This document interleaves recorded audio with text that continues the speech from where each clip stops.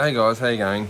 Today we want to talk about a dynamic in relationships which catches a lot of people out, and that is when it comes to the masculine providing safety for the feminine. We don't get this right, and is that true for you? That's been the case in our relationship.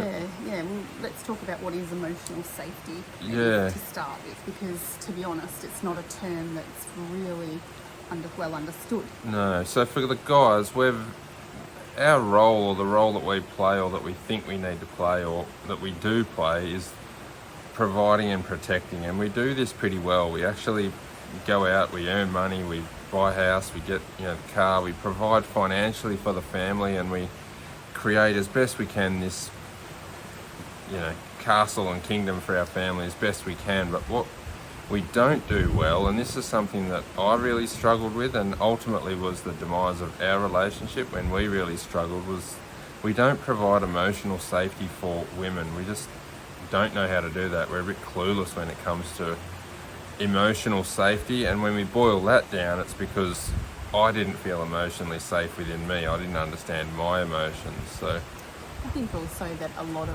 it wasn't modelled to a lot of men, so a yeah, lot of men haven't grown up in households that modelled emotional safety and emotional security, and so they don't necessarily know how to provide it.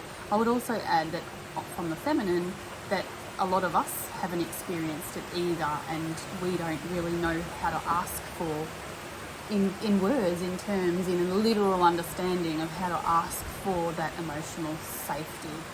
So the feminine needs to feel that she is safe to express herself, and she's safe to have a meltdown at times, and safe to, as we would call it, a feminine storm, where things get overwhelming, but she needs to offload to the masculine. She needs to. It doesn't happen very often, but it happens sometimes.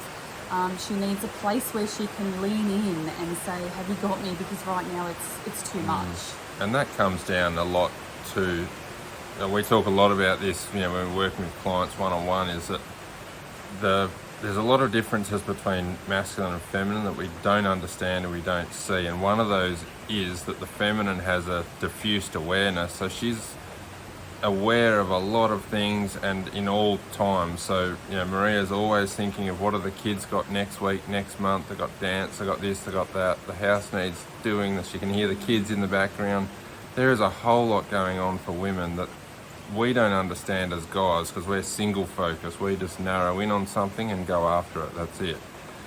So when we understand that, we can understand that the woman is taking on all of this stuff from the environment and basically collecting it inside, and occasionally it's too much and she has to release it. And for me, in our relationship, I couldn't handle that. When Maria would be short or sharp or snappy or whatever, I would take it as a personal attack, and because of my past and my wounds, I would personalise that, and I couldn't deal with my emotions, and it was too much for me. And then I would withdraw, get upset, whatever, stonewall Maria, which then just makes her feel emotionally unsafe. She's not safe to have the emotions that she has, and that would then make her feel, trigger your wounds of not being good enough and all of that stuff, and then you feel very alone. Yeah. You feel very alone, like I'm tackling this myself, and that creates this divide. Can you see how it creates a divide?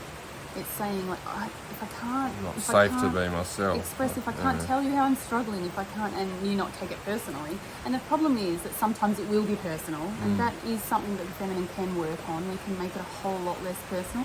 We can also diffuse it a little bit. Sometimes it comes out with a lot of energy, or sometimes we can come with a lot of energy, and it can get a bit personal. And we need to work on that as the feminine. So whilst the masculine can be working on providing some emotional security and basically not taking anything personally when the feminine comes with that energy, by the same token, the feminine needs to really be aware that we can also be careful with our words, and we can diffuse situations and ask for help when we need help, maybe sooner.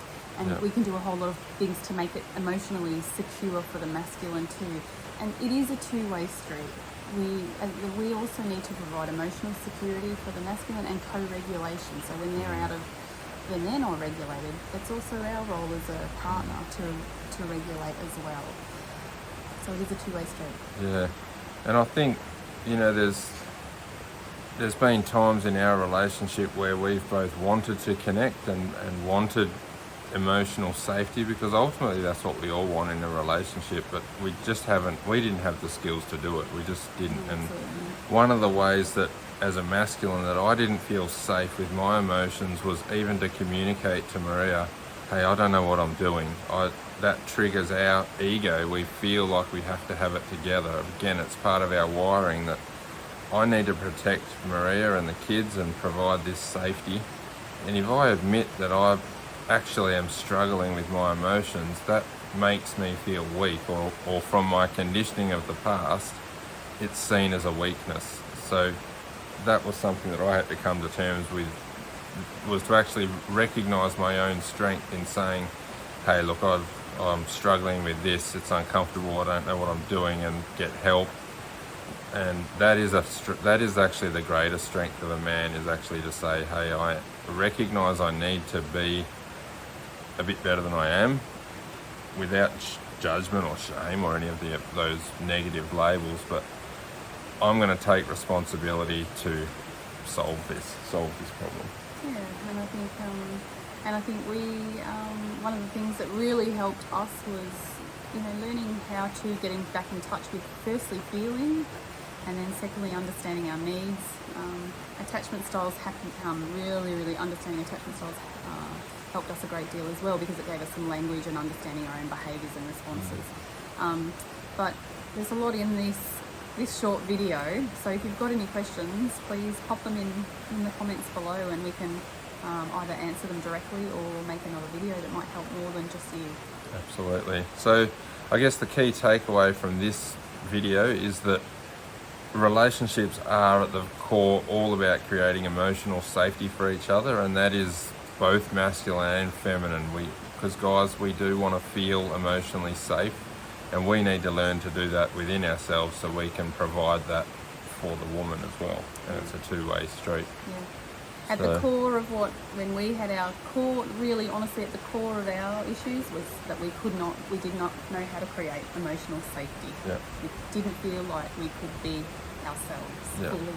So now that we actually have that language, that calling it emotional safety, we didn't even know it was that, but now that we can see it and we actually say to each other, we need to create the emotional safety, and no matter what's going on, if we're not talking well or things are going pear-shaped or one of us got a trigger, we both step into that framework now of, okay, it's not about the thing, it's not about what we're arguing about, it's not who said what, it's how do we create emotional safety out of this. And when we do that and do it well, we actually create intimacy. And for us, that's been the biggest turnaround, is we start to feel safe, and now it's okay to mess up, to fumble, to not be okay, because ultimately none of us are. We're all,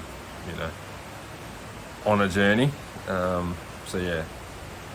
So to finish up, I guess I just wanted to add only that once there's emotional safety, there can be connection. Without it, you actually really, intimacy and connection can't really occur. Yeah. It's as simple as that, so we must get better at doing that. Yeah.